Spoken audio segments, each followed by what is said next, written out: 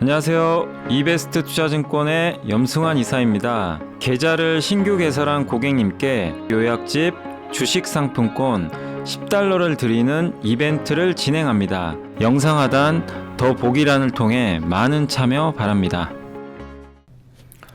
네, 안녕하십니까. 염승환 이사입니다. 자, 오늘 2022년 12월 2일 시장 함께 읽기 시작하겠습니다. 오늘은 뭐 증시가 되게 안 좋았죠. 너무나 많이 빠졌고, 특히 반도체가 그냥 무참히 좀 무너지는 흐름이 나와서 오늘 조금 힘들었던 날이었던 것 같습니다.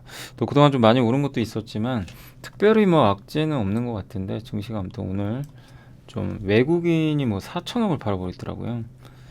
아까 보니까. 그래서 좀 대량 매도로 조금 부진했다라고 좀 보시면 되겠고, 먼저 일단 보고서부터 좀 소개해드리고 또 시장을 말씀을 드릴게요. 오늘 원익 QNC 있고요. 에코프로비엠, 솔브레인, 포스코홀딩스, GS 리테일, 오션브릿지, 나무가 오늘 좀 기업이 많습니다. 그리고 자동차 부품주가 좋아요.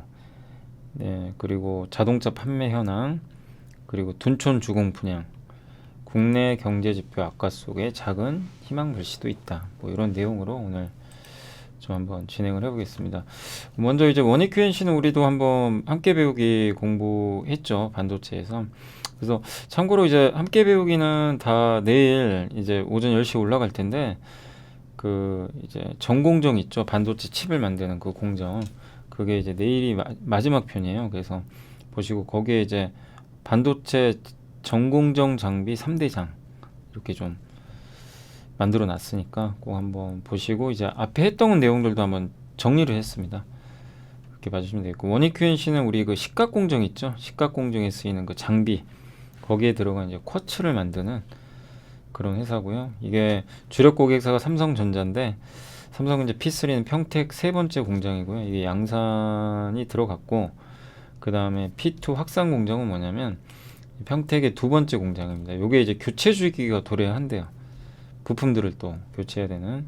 그래서 부품들은 주로 램 리서치나 도쿄 일렉트론 같은 이제 해외 장비사 통해서 공급을 하고 있고, 그 평택 세 번째 공장 가동으로 주문량은 증가할 걸로 보입니다. 그리고 P2 평택의 두 번째, 이게 2020년 투자된 건데, 이게 투자 시점이 21년도에 투자가 됐는데, 이제 내년에 2년에 한 번씩 돌아오는 것 같아요. 그래서 교체 주기가 돌아와서 여기서도 좀 수주를 좀 하지 않을까 이렇게 보고 있고, 테일럿이 있죠. 그 지금 미국의 텍사스 테일러에 이제 공장을 짓죠. 파운드리.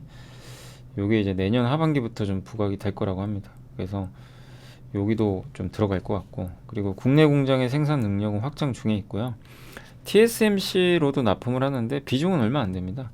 한 4%인데 요것도 이제 비중이 조금씩 늘어날 걸로 기대를 하고 있는 것 같아요. 그 자회사 모멘티브 실적 개선세도 좀 주목이 되고, 그리고 올해 작년 흑자 전환 이후로 올해 안정궤도에 좀 진입을 했다. 그러니까 모멘티브가 이 석영 있죠, 석영 쿼츠. 요거 이제 만드는 원재료죠. 기업이고, 이제 요거를 인수를 했죠. 근데 이제 작년에 흑자 전환했고 올해 실적도 안정적이고 내년까지도 좋을 걸로 좀 보고 있는 것 같아요. 원익 QNC는 공부를 많이 했던 기업인데, 일단 최근에 PER입니다. 이게 많이 떨어져 있죠. PER이 지금 뭐 6배, 7배까지. 한때 11배, 12배 받던 기업인데 그만큼 할인을 많이 받고 있다 라고 보시면 되겠고, 한국이 제일 커요. 여기 생산 법인 중에서 한국이 뭐 가장 큰 생산 차지하고 있고, 대만도 있고 독일도 있습니다. 대만, 독일은 이게 크긴 좀 작은데 뭐 대만은 좀 성장을 해주겠죠. TSMC나 이런 것들 수주를 더 따낸다면.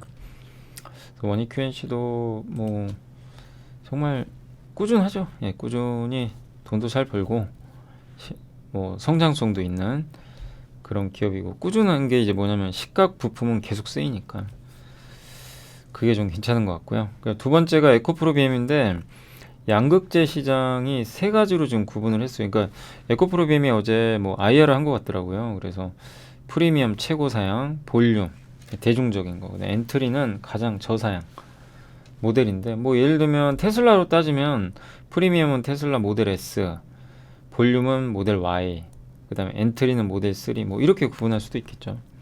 모델 3가 가장 이제 저가형 자동차니까요. 그래서 이 세 가지로 나눠서 여기에 각각 다 대응하겠다는 겁니다. 프리미엄 시장은 니켈 비중을 굉장히 높여서 고사양의 기술을 탑재하고, 이제 가장 많이 쓰이는 볼륨 시장은 니켈 비중이, 여기가 하이니켈은 90%가 넘어가는 시장이에요. 근데 니켈 7에서 90% 정도, 70에서. 그리고 특징이 코발트 없는 건 니켈, 코발트, 망간이죠. NCM. 요거 말고 코발트를 없앤대요. 가운데 C자. 그리고 NMX, 코발트 프리 양극재를 뭐 양산을 하겠다라고 보고 있는 것 같습니다. 그리고 이제 엔트리 시장에서 이게 이제 저가형 제품이잖아요. 그래서 빠르면 2025년에 리튬 앤 망간, 리치 양극재를 좀 양산한다고 하고 있고요. 예, 망간을 이제 이용한 배터리 같습니다. 그리고 중국을 좀 싫어하는 업체들도 있을 거 아니에요. 난 탈중국 하고 싶다. 근데 LFP 배터리는 거의 중국이 많이 만들죠. 그래서 요 양극재도 지금 하려고 하는 것 같아요.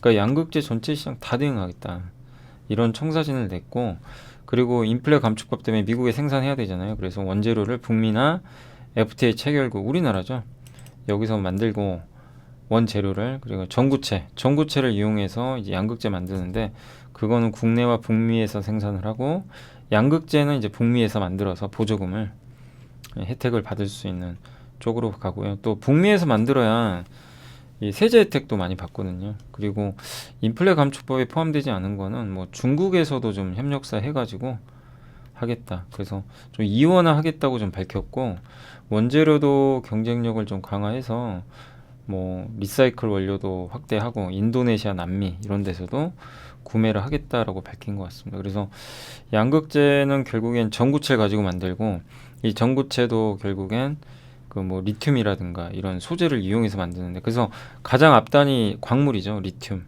니켈 이런 건데, 여기까지 진출하겠다는 거예요. 적극적으로. 이걸 시장이 원하니까.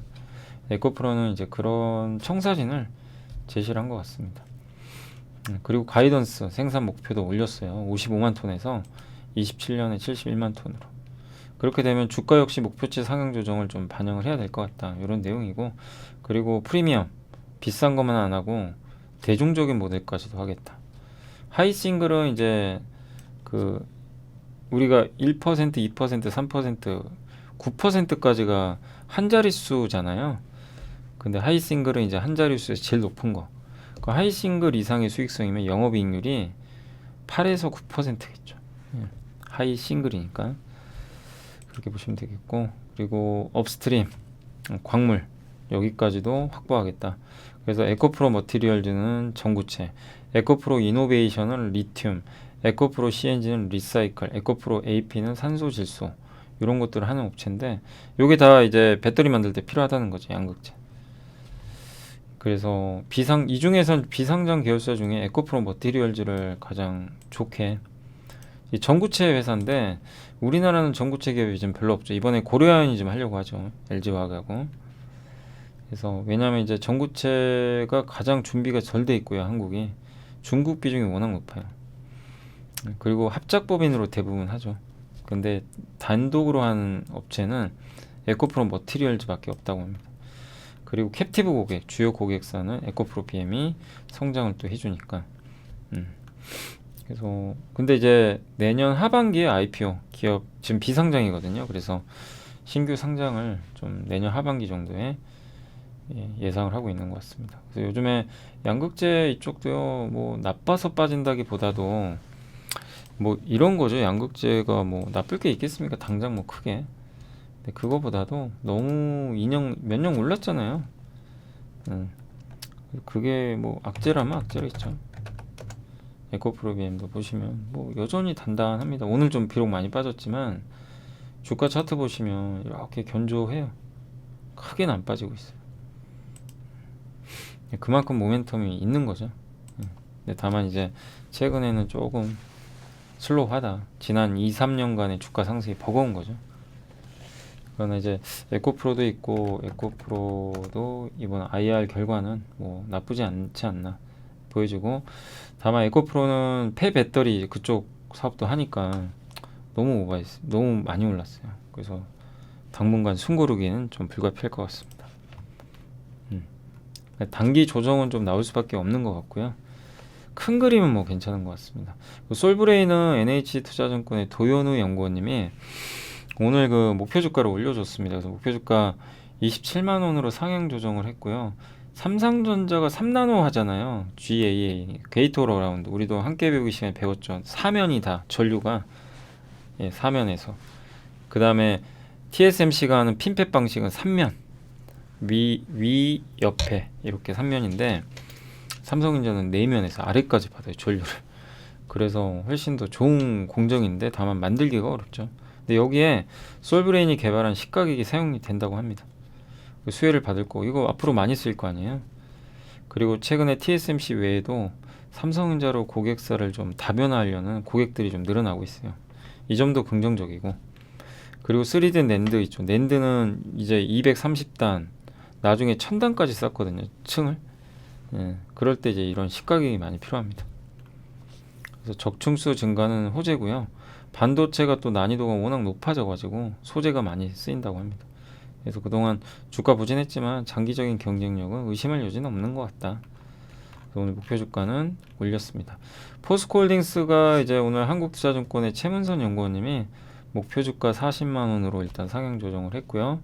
현존하는 모든 방법 동원해가지고 리튬 생산하겠다. 라고 좀 언급을 했다고 합니다. 최근에. 그래서 포스코에는 아르헨티나의 염호 그 호수 있죠. 호수. 있고 포스코 필바라 리튬 솔루션. 요건 리튬을 이제 캐내는 정광, 광산이라고 보시면 되겠고 포스코 HY 클린 메탈은 재활용 업체입니다. 그러니까 이 세 가지를 통해서 리튬을 좀 뽑아내겠다. 이런 거 좀 보고 있는 것 같고요. 포스코 HY 클린 메탈은 이제 내년 1분기부터 1공장 가동하고요. 3분기부터 판매를 실제 시작한다고 합니다. 포스코 필바라 리튬 솔루션 23년도 포스코 아르헨티나가 이게 좀 크죠. 여기에 리튬이 많이 묻혀 있으니까 요거는 하반기에 설비가 완공된다 라고 보시고 그래서 25년에는 이 포스코 아르헨티나에 또 추가로 2.5만 톤을 더 설비를 추가를 할 걸로 보고 있는 것 같습니다. 이렇게 되면 이제 26년도에 포스코의 연간 리튬 생산 능력은 10만 톤이 되고요. 22년 기준으로는 글로벌 4위까지 간다고 합니다. 그러니까 이제 저 10만 톤을 만들면 세계 4위가 된다는 얘기예요. 그래서 리튬 모멘텀이 향후 3년 주가를 이끌지 않을까 이렇게 보고 있습니다. 그래서 벌써 움직였죠 이미. 뭐 우리도 공부를 많이 했고 포스코 홀딩스가 이렇게 아르헨티나 있고요. 포스코 필발라리 리튬 솔루션, 포스코 HY 클린 메탄, 폐배터리, 포스코 케미칼, 양극재, 음극재. 신설 법인이 여기 하나 있고 수산 리튬. 그래서 이게 수직 계열을 하고 있어요. 제일 좋은 거 포스코가 주가가 엄청 오르려면요 이 계열사들 절대 상장시키면 안 되고 그대로 이제 완전 자회사로 놓는 게 좋죠. 포스코 케미칼은 지금 60% 비중 들고 있는데 이런 것들을 만약에 이제 아까 메리츠 금융처럼 완전 자회사 해버리면 주가 굉장히 가파르게 또 오르겠죠. 근데 돈이 좀 많이 들긴 할 것 같고요. 포스코 그룹의 리튬 플로우인데 이게 이제 광석에서 리튬 전광에서 광석에서 뽑아내고 밑에는 바닷물이죠. 그래서 여기서는 수산화 리튬을 바로 뽑을 수가 있고 요걸 통해서 양극재를 만들어낸다고 합니다. 그리고 탄산 리튬으로 양극재를 이온계로 만들 수는 있어요. 근데 이제 수산화 리튬이 NCM 배터리 있죠. 3원계 니켈, 코발트, 망간 이게 성능이 좋죠. 요거는 수산화 리튬으로 가능하고 탄산 리튬은 저 이온계 LCO, LMO 이런 쪽이 좀 가능하다. 약간 좀 한 단계 더 성능은 좀 떨어질 수도 있겠죠. 3원제 쪽으로는 수산화 리튬. 근데 이걸 다 해요. 이걸 다 하는 회사가 바로 포스코 홀딩스입니다. 그러니까 저기 2원계도 하고 3원계도 한다. 이게 봐주시고 거기에 양극재 만드는 게 이제 포스코 케미칼에 있는 거죠. 포스코는 매년 2조씩 벌고요. 만일 때는 8조 원 이상 이익을 내죠. 그 정도로 돈을 잘 벌어요. 철강이 안 좋아도 2조씩은 벌더라고요. 매 분기 지금 좀 주가 올라서 조금 이제 배당 수익률은 떨어졌지만 매 분기 한 1.4% 정도의 배당 수익률이 꾸준하게 나오는 그런 기업이라고 보시면 되겠죠. 주가가 빠지면 배당 수익률은 올라가죠. 그리고 GS 리테일이 오늘 정말 오랜만에 목표 주가 상향 소식이 좀 있었고, 삼성의 박은경 연구원님이 목표 주가 36,000원으로 올렸고요. 편의점이 10% 이상 성장했는데 단지 리오프닝 때문에 아니면 물가가 올라서 대안주로 그런 것 같지는 않다. 실적이. 예, 그래서 내후년까지는 구조적으로 좋아질 걸로 보고 있고요. 가성비에 제일 잘 맞아요, 사실. 예. 거기 있는 도시락이라든가 한 끼 뭐 식사하기는 나쁘진 않죠. 그리고 워낙 종류도 많고, 그리고 앞으로 베이커리 주류 품목, 일본의 편의점이 정말 엄청나잖아요. 막 먹을 게 너무 많으니까. 근데 이제 우리나라도 그런 식으로 조금씩 품목을 더 확대를 하고 있는 것 같습니다. 이렇게 되면 이제 슈퍼마켓이 좀 안 좋죠. 슈퍼마켓은 이 편의점하고 좀 대척점에 있다 보니까 좀 점유율이 좀 빠지는 것 같고요. 이로 인해서 영세 자영업자들의 편의점 생태계 편입 인센티브가 좀 상승을 하고 있다. 예. 라고 보시면 좋겠습니다. 그러니까 이렇게 지금 이 어려운 환경에도 편의점은 좀 잘 되다 보니까 영세 자영업 하시는 분들이 편의점을 이제 창업을 하는 거죠. 근데 이렇게 되면 편의점 업체들한테 나쁘지 않죠. 그래서 출점 여력은 더 늘어날 것 같고, 지난 3년간 또 기존점 성장률, 경쟁사회, 그러니까 이게 GS 리테일이 좀 아쉬웠던 게 기존점 성장률이 조금 떨어져 있었어요. 근데 이제 내년에는 즉석식품, 치킨, 커피 이게 수요 회복이 좀 늘어나면서 견인을 하지 않을까 이렇게 보고 있고, 또 2분기부터는 비용 구조를 효율화하고 있다고 합니다. 그래서 온라인 회사들 많이 샀잖아요, 그동안. 그거 이제 인수했던 거 좀 매각하고 있어요. GS 파크, 주차장 매각, 랄라블라, 이게 올리브영 경쟁사였죠. 사업 중단해버렸고, 새벽 배송 중단하고 온라인 마케팅 비용도 축소합니다. 그러니까 한마디로 돈 아끼겠다는 거예요.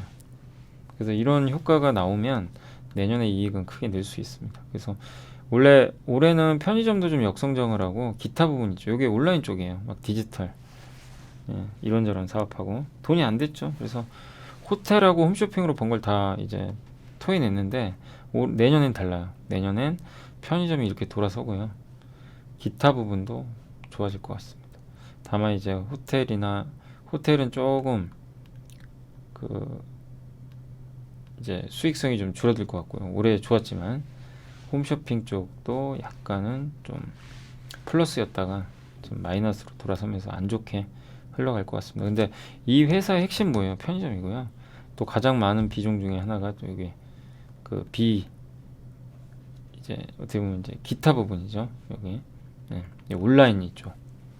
여기인데 요걸 줄이고 내년에 편의점 좋아지면 당연히 뭐 실적은 더 좋아지지 않을까 보고 있고, 여기 PBR 밴드입니다. 지금 많이 떨어져 있죠.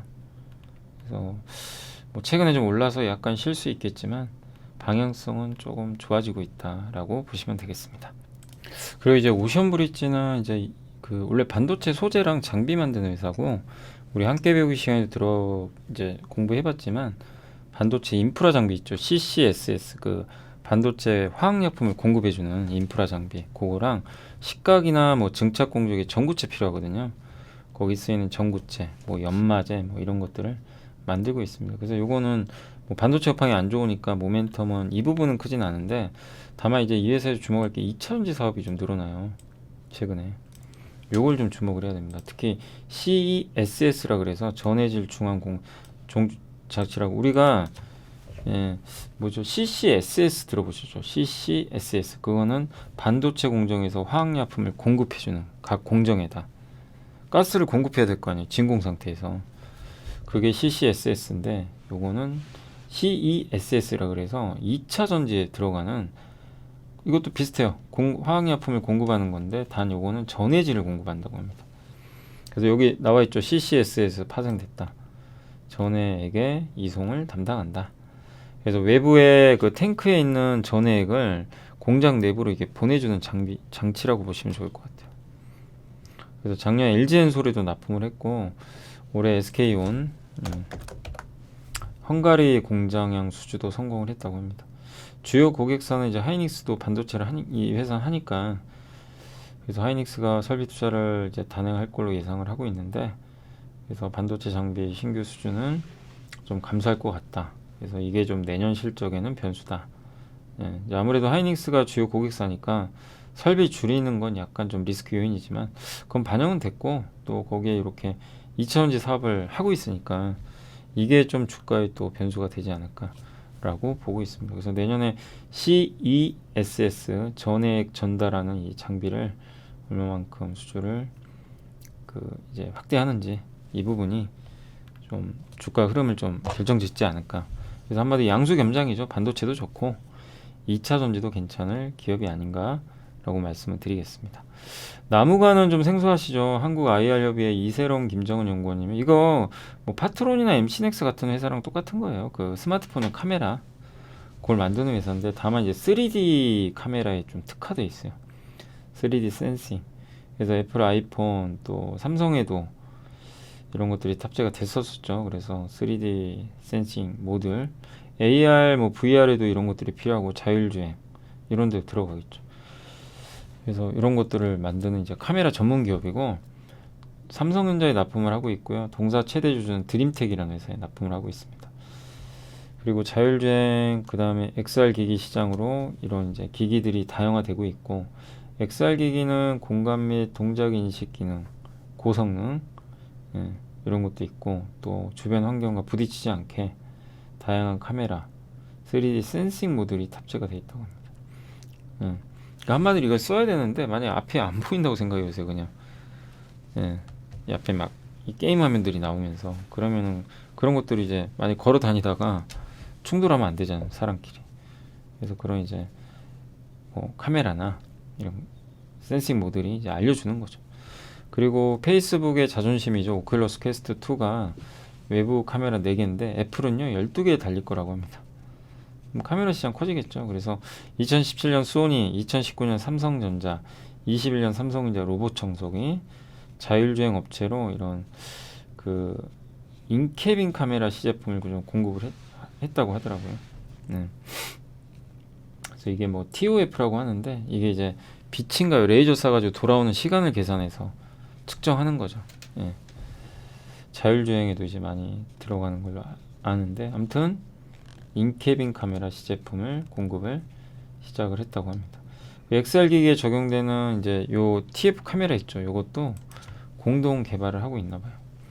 그래서 그동안 삼성전자 중저가 중심으로 카메라 모듈을 공급을 했는데 작년부터는 프리미엄급 제품에도 이게 들어가기 시작합니다. 울트라 전후면 카메라, 울트라 모델 전면 카메라, 후면 카메라 이런 것까지도 골고루 들어가 있으니까 본업도 괜찮지 않나 생각하고 S23 이제 시리즈가 내년 1월이나 2월에 나오겠죠.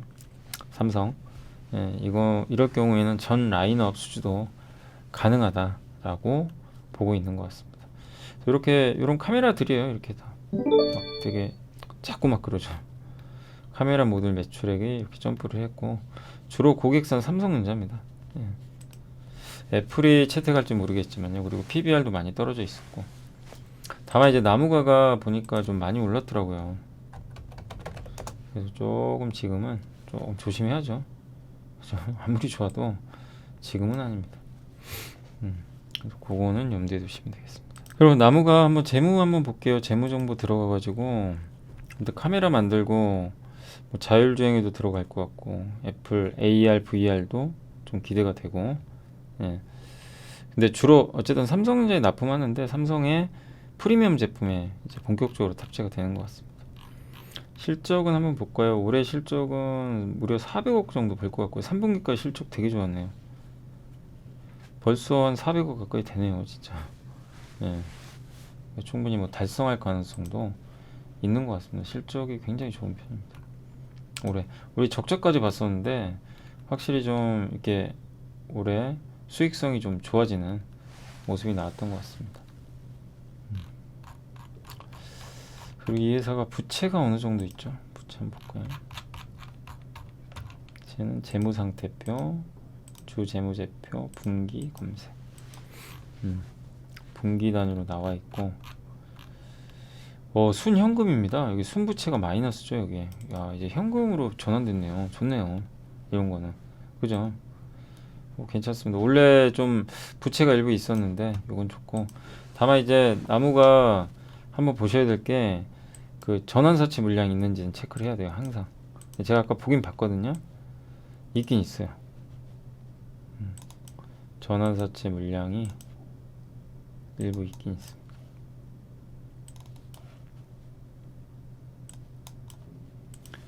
그걸 한번 여기 보면 그 증권의 발행을 통한 자금 조달이죠. 여기 보면 이제 미상환 신주인수권부 사채가 있거든요. 이게 4회차고 2020년 9월에 발행한 건데 요게 이제 8,300원에 93만 주가 나와요. 근데 방금 신고를 했죠. 다른 건 없죠. 저거밖에.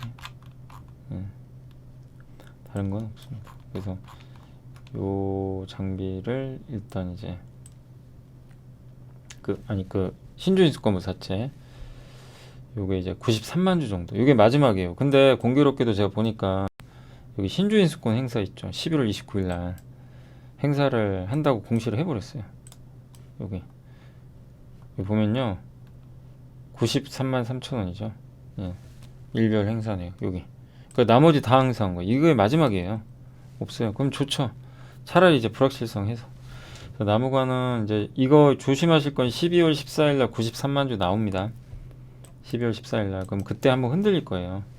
근데 그럴 때를 이용하는 게 좀 더 낫지 않을까. 지금 너무 올랐으니까 12월 14일 날 좀 이제 물량은 나올 수 있습니다. 그걸 이용하시고 그리고 그 발행가가 8,000원이니까 지금 아마 팔 거예요. 거기 받았는 사람들이 8,000원이 여기서 받았으니까 옛날에 물량을 좀 정리하겠죠. 그래서 지금 나무관은 뭐 내용 좋고 저도 이게 보니까 괜찮아 보여요. 사실 비싼 것도 아니고 그렇지만 지금은 아닙니다. 예, 지금은 너무 과하게 좀 올랐다는 되돌림 나올 수도 있으니까 조금 기다리자. 그리고 12월 14일에 그 물량이 나와서 혹시 좀 크게 빠지면 그때를 이용하는 게 낫지 않나 생각을 하고 있습니다. 이렇게 봐주시고 그리고 자동차 부품주가 좋아하면 뭐냐면 상황이 좀 바뀐다. 이제 그동안은 사실은 자동차 완성차가 더 좋았죠. 현대 기아가 훨씬 좋았는데 이제 바뀐다는 거예요. 왜냐하면 차가 예전보다는 좀 덜 팔릴 것 같고 재고는 쌓이고 인센티브는 올라가고 그래서 조금은 좀 완성차는 슬로우 할 것 같고 반면에 부품산 좋은 게 이제 자동차 생산이 정상화되니까 만드는 대로 이제 매출로 잡히겠죠. 그래서 완성차는 내년에 5% 이익 감소하는데 부품사는 28%나 증가할 것 같아요. 그럼 시장 참가자들 봤을 땐 부품사가 더 난 거죠. 그리고 완성차들이 재고를 정상화하는 과정이 재고 추적 사이클도 이제 부품사들의 실적, 그러니까 재고를 계속 쌓는 거죠. 생산을 하면서 이거는 부품사들 실적은 좋아져요. 왜냐하면 부품사는 판매도 중요하지만 사실은 만드는 게 중요하거든요. 많이 만들면 어쨌든 매출이 나오는 거니까. 그리고 물류비가 많이 꺾였고요. 이것도 내년을 좀 긍정적으로 볼 수 있는 포인트 같습니다. 그래서 새 선호주는 현대모비스를 좀 꼽아줬고요. 차 선호주는 HL 만도를 꼽았습니다. 여기 나온 기업들은 한번 이렇게 좀 참고를 해주셔도 좀 좋을 것 같습니다. 예. 좀 자세한 내용은 여기 하나증권 들어가시면 뭐 그 전 보고서가 있으니까 참고해 주시면 되겠고 여기 또 SL, PHA 뭐 이런 기업들도 들어가 있고요. 한국타이어나 뭐 넥센타이어도 좋게 보고 있고 그다음에 DN 오토모티브가 이게 송선주 연구원님이 많이 쓰시던 보고서죠. 방진 제품, 예, 소음 못 들어오게 자동차는 두산 공작기 갖고 있고 아무튼 예, 자동차 부품이 더 낫다 이런 내용이고요. 안녕하세요. 이베스트 투자증권의 염승환 이사입니다. 계좌를 신규 개설한 고객님께 요약집 주식 상품권 10달러를 드리는 이벤트를 진행합니다. 영상 하단 더 보기란을 통해 많은 참여 바랍니다. 또 같은 이제 하나증권의 송선재 연구원님이 11월 현대차 완성차 도매 판매 데이터 나왔는데 개선은 돼요. 이번에도 11%, 15% 증가했거든요. 그래서 여전히 뭐 잘 되고 있습니다. 전 세계 수출도 잘 되고 다만 기대부에는 못 미친대요. 그러니까 이제 주가가 좀 지지부진한 거죠. 그래서 지금 속도라면 4분기 전체 도매 판매는 기존 예상보다는 좀 3에서 4% 정도 하회를 하지 않을까. 약간 눈높이는 좀 낮춰야 될 것 같고요. 그리고 어쨌든 4분기 도매 판매가 기대치를 하회할 걸로 보이고 전체적으로 11월 데이터지만 원달러 환율도 많이 떨어졌죠. 그러면 현대차한테는 좀 마이너스죠, 어떻게 보면. 그래서 4분기 실적은 추가적으로 좀 하향 조정될 것 같다. 이런 내용이니까 참고하시. 그러니까 자동차 못 가는 이유는 좀 아시겠죠. 뭔가 좀 임팩트가 없죠. 그러니까 저는 뭐 그래서 나쁘긴 안 보고요. 뭐 자동차에 대해서는 여전히 뭐 내년을 본다면 좋은 기회가 아닌가 싶기는 해요. 근데 당장 올라갈 걸 기대하면 재미가 없어요. 그럴 만한 요인이 지금 안 보이니까 뭐 실적이 그렇다고 엄청 좋은 것도 아니죠. 차라리 그럴 거면 이제 부품사가 더 모멘텀이 있으니까 난 거고, 또 인플레 감축 법안 때문에 피해를 많이 받아요.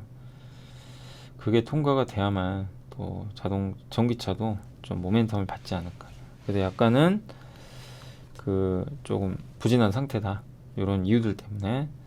그러나 워낙 저평가라 저는 뭐 자동차에 대해서는 내년 여전히 주가 관점에선 긍정적으로 바라보고 있습니다. 또 둔촌주공 분양이 이제 중요하죠. KB에서 나온 보고서인데 다음 주부터 5일부터 시작이 되고요. 평당 3,800만 원이니까 싸진 않죠. 또 올림픽파크 포레온의 일반 분양 흥행 여부가 다른 데도 다 영향을 좀 줄 것 같습니다.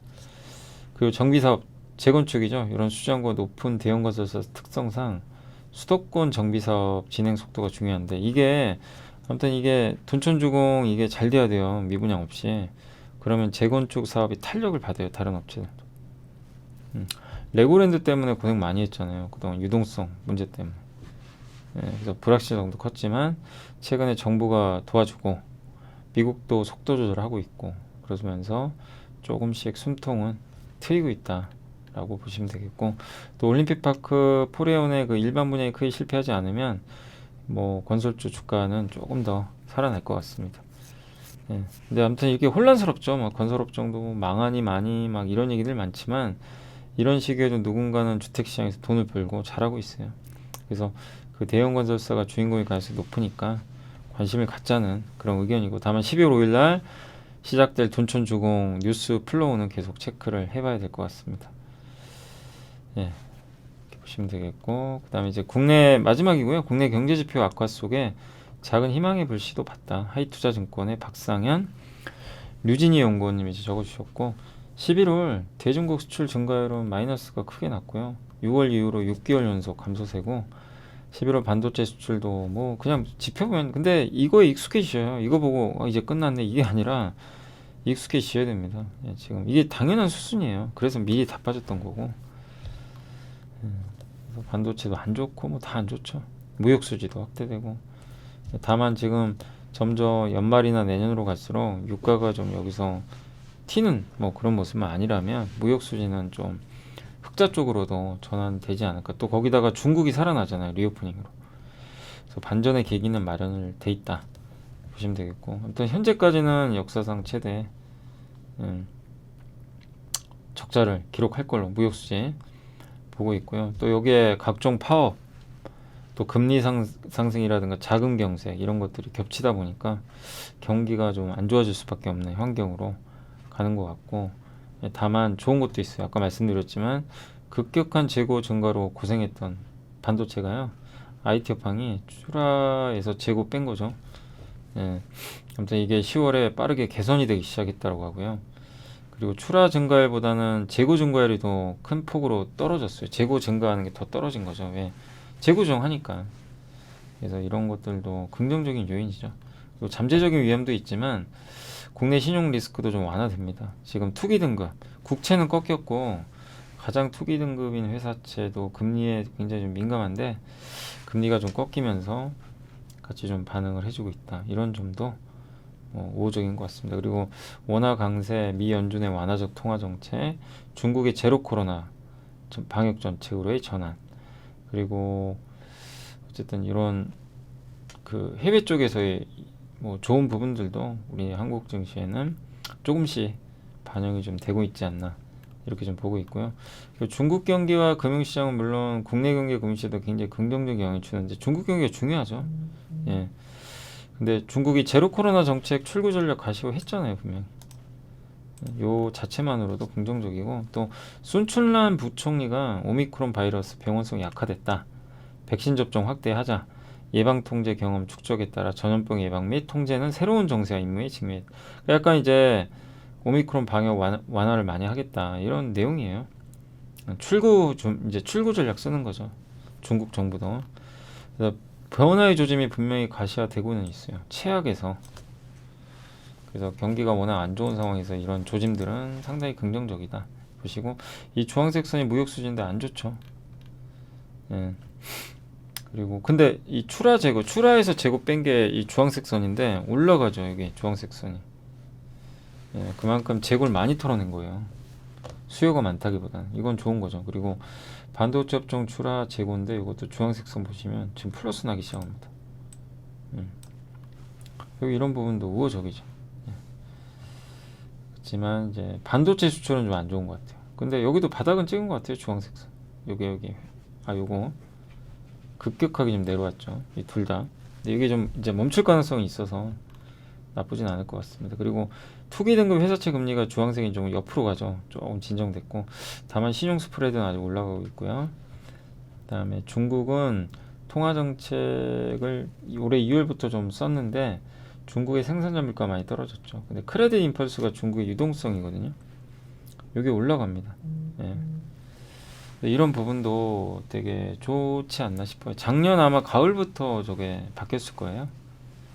예. 그러니까 완충제 역할을 할 수 있는 것도 충분히 있다. 그래서 시장을 뭐 너무 나쁘게만 우리 한국 경제를 나쁘게만 바라볼 필요는 없는 것 같습니다. 그리고 은행주 배당 수익률 전망인데 은행주들 같은 경우 이렇게 배당 수익률이 높아요. 그래서 저 뭐냐면 요 그 진한색 있죠. 요거는 중간 배당을 제외한 수치예요. 그래서 신한지주 중간 배당을 준 기업들은 이번에 연말 배당은 그만큼 덜 나오겠죠. 예. 그래서 신한 KB는 좀 중간 배당을 좀 줬었고 우리금융이나 기업은행은 큰 차이 없는 것 같고요. 하나금융도 아마 중간 배당 준 것 같고 BNK랑 DGB는 준 적이 없어요. 똑같죠. 배당 수익이라고. 근데 JB금융은 줬어요. 아마 반기 한번 준 것 같은데 그래서 실제 연말만 봤을 때는 JB금융 주주가 5%대 정도 나온다. 그래서 요거는 이제 은행주들 배당 궁금하신 분들은 좀 참고하시라는 자료니까 참고해 주시면 좋겠습니다. 자, 그리고 공시 중에 어제 이제 제가 집에 가서 봤더니 내부자 매수 중에 어제 요거 덕산테크피 아시죠? 요 기업이 좀 이수환 대표이사가 29,000주 5억 정도 돼요. 요걸 좀 매수를 했더라고요. 예, 검색을 해보니까 뭐 왜 사는지는 알 수는 없지만 아무튼 대표이사가 덕산테크피아 주식 16,750원. 이 회사는 이제 2차 전지랑 반도체 같이 하죠. 예, 소재 사업. 그래서 5억 원 정도로 좀 매수가 들어갔다라고 참고해 주시면 되겠습니다. 자, 아무튼 이제 그리고 이제 보고서 다 받고 자 이제 그 주식 시황 좀 말씀드릴게요. 오늘 이제 국내 종합주가 지수는 일단 오늘은 많이 빠졌습니다. 어제 2,500이 정말 무거워요.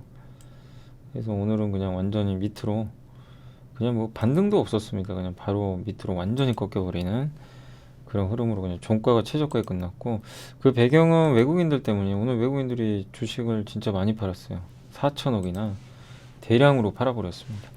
이게 좀 부담이 됐고 기관도 한 5천억 정도 순매도를 한 게 일단 좀 부담이 됐던 것 같아요. 그 양매도가 나와버리겠죠. 그냥 정신없이 매도가 쏟아졌고 예. 그래서 오늘 가장 많이 판 거는 전기전자 업종 역시 뭐 가장 많이 팔아버린 지금 상황이고 그 외에 화학주, 뭐 소형주, 서비스 업종 뭐 고르게 팔았고요. 의류나 통신 업종은 좀 외국인이 일부 샀고 기관은 거의 전 업종 다 대량의 공격 중. 오늘 특히 삼성전자 하이닉스의 매도가 집중됐습니다. 이게 오늘 시장 하락의 가장 큰 원인이었고요. 반면 이제 오늘 약세장 속에서도 이런 면세점 업체들의 주가는 좋았고요. 예. 그리고 증강현실도 오늘 좀 괜찮았던 것 같고 로봇 관련주도 조금 일부 올라갔습니다. 웹툰주 예. 뭐 기업마다 좀 다르네요. 이건 화장품 회사들도 오늘도 애경산업이 정말 좋네요. 연우 뭐 클리오 중국이 뭐 리오프닝 한다고 하니까 좋은 분위기고 부진했던 메타버스도 정말 모처럼 이 약세장 속에서 좋은 분위기를 이어간 것 같습니다.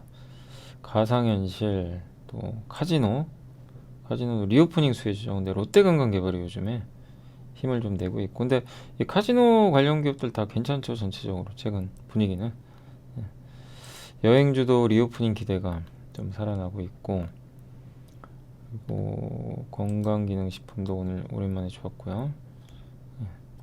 카메라 모듈 쪽도 오늘 사실 뭐 나무가 좀 올라갔고, 하이비전 시스템 여기도 좀 올라갔습니다.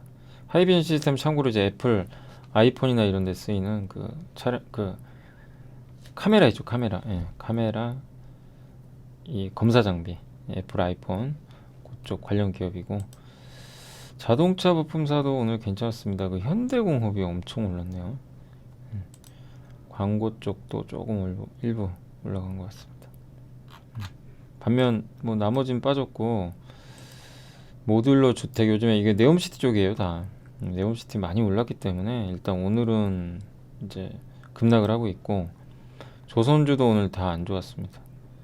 그냥 밑으로 물량을, 그러니까 약간 태조 이방원도 좀 정리하는 듯한 물량이 나왔고, 여기에 반도체 3%씩 그냥 뭐 물량을 쏟아낸 것 같아요. 오늘 한번 보시면 외인 기관이 그냥 동반해서 다 던져버렸어요. 이게 일단 부담이 된 것 같고요. 건설주도 오늘은 좀 못 버텼습니다. 오늘은 이제 그동안 상승을 졌고, 피팅, 뭐 네옴시티, 엔터, 거기에 뭐 철강주들 또 오늘 좀 안 좋았고요. 예. 그리고 리튬 관련주도 오늘 사실 리튬 가격이 좀 꺾였어요. 그동안 많이 오른 것도 있고, 그러니까 포스코도 요즘에 얘기 많이 나오지만 그때 말씀드린 대로 기다렸다 하시면 좋아요. 많이 오른 상태에서 쫓아갈 필요는 없어요. 기다리면 또 옵니다. 주가는 항상 그런 것 같아요. 강관 종합상사도 그동안 많이 올랐고, 태양광도 그동안 한참 많이 올랐잖아요. 근데 요새는 좀 빠지죠, 태양광 회사들도. 랜드 관련주 소부장, IT 대표주 오늘 뭐 대부분 좀 안 좋았고요. 타이어, 원전, 자동차도 오늘은 좀 좋진 않았습니다. 현대모비스는 좀 버텨줬는데 기아가 3%도 좀 빠지면서 부진했고, 크래프톤이 이제 오늘 게임 출시했는데 이게 항상 게임 나오면요 일단 던지고 보더라고요. 근데 지금 그 스팀인가요? 거기 사이트에서 3위 정도 하고 있대요, 칼리스토 프로토콜. 근데 일단 반응은 봐야 될 것 같습니다. 일단은 팔고 보자는 심리가, 아직은 결과는 안 나왔어요. 뭐 흥행을 한지 안 한지는 조금 더 봐야 될 것 같고, 2차 전지 소부장도 너무 좋았지만 이제 뭐 힘이 좀 붙이는 거죠, 나쁘다기보다는. 오늘 에코프로 많이 빠졌고요, 에코프로 BM. 그러니까 많이 오른 상태에서 더 올라갈 뭔가 이제 모멘텀이 없다 보니까 좀 부진한 거죠. 지난 몇 년간 또 너무 많이 오르기도 했고, 그런 흐름으로 좀 가고 있는 것 같고, 오늘 좀 정유 쪽도 안 좋았고요. 조선기자재, 인터넷 대표주도 하루 만에 다시 대밀렸습니다. 아이폰, 반도체 장비도 최근에 좀 좋았죠. 근데 오늘은 조금 밀리는 흐름이 나온 것 같습니다. 재료 쪽도 좀 안 좋았고, 2차 전지, 영화 관련주 오늘 뭐 하락주가 정말 많습니다. 증권주 다시 밀렸고, 백화점, 우주 뭐죠? 우크라이나, MLCC 이쪽도 다시 빠져버렸고요. 석유화학도 중국 수혜주지만 오늘은 좀 뭐 매도가 좀 일부 있었습니다. 게임주 아까 크래프톤이 좀 많이 빠졌고요. 지주사도 오늘 좀 안 좋았습니다. 해운, 제지, 전선, 뭐 영상 콘텐츠, NFT, 뭐 백신, 화학섬유, 뭐 리츠, 통신, 제약주, 뭐 스마트폰 이런 기업들의 주가가 좋진 않고, 드림텍이 오늘 많이 올랐네요, 9%. 자, 그리고 오늘 이제 시총 상위 기업들만 한번 또 마지막 보고 마무리를 하도록 하겠습니다. 오늘 뭐 이게 시총 상위 기업들 보시면 뭐 삼성전자, 근데 LG엔솔은 너무 많이 오른 게 좀 부담인데 오늘은 또 잘 버텨줬어요. 반면에 삼성 하이닉스의 좀 급락이 오늘은 좀 컸고, 기아도 3%, 그러니까 자동차하고 반도체가 못 가니까 영향을 좀 줬던 것 같아요. 그리고 2차 전지까지 2차 전지, 자동차, 반도체 요 세 개가 섹터가 굉장히 비중이 크죠.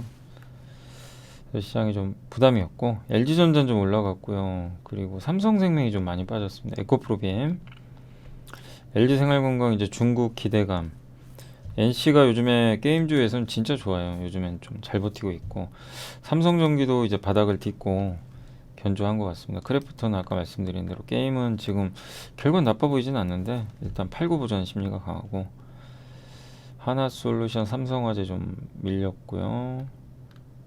또 한국조선해양 밀렸고 LG디플도 좀 밀렸고 삼성엔지니어링도 좀 밀렸고요. 오늘 오랜만에 넷마블 좋았네요. 넷마블이 6% 이상 급등했습니다. 코웨이가 한 4% 올랐고 미래에셋증권은 한 4% 오히려 빠졌고요. 에코프로도 5%, 현대로텐도 많이 올랐죠. 5%. 아모레지 화장품 좋아요. 오늘 그 딱 보면 화장품, 호텔신라, 중국 면세점, 카지노 이런 기업들 확실히 좀 견조함이 느껴지는 것 같습니다. 한화가 좀 많이 빠졌고 건설주 많이 빠졌고요. DB하이텍도 좀 안 좋았고 그리고 오스템임플란트는 좀 올랐고 대웅제약은 좀 빠졌고요. 효성첨단소재, 동진세미경 어제 호재 나왔는데 오늘은 이제 반도체 안 좋다 보니까 좀 밀렸습니다. 네. DLNC도 좀 밀렸고 롯데정밀화학도 오늘은 좀 밀린 것 같습니다. 이제 대체적으로 좀 최근에 오르다가 오늘은 좀 대부분 이렇게 매물들이 나오면서 또 오늘은 좀 어려웠던 하루가 아니었나라고 생각을 하고 있습니다.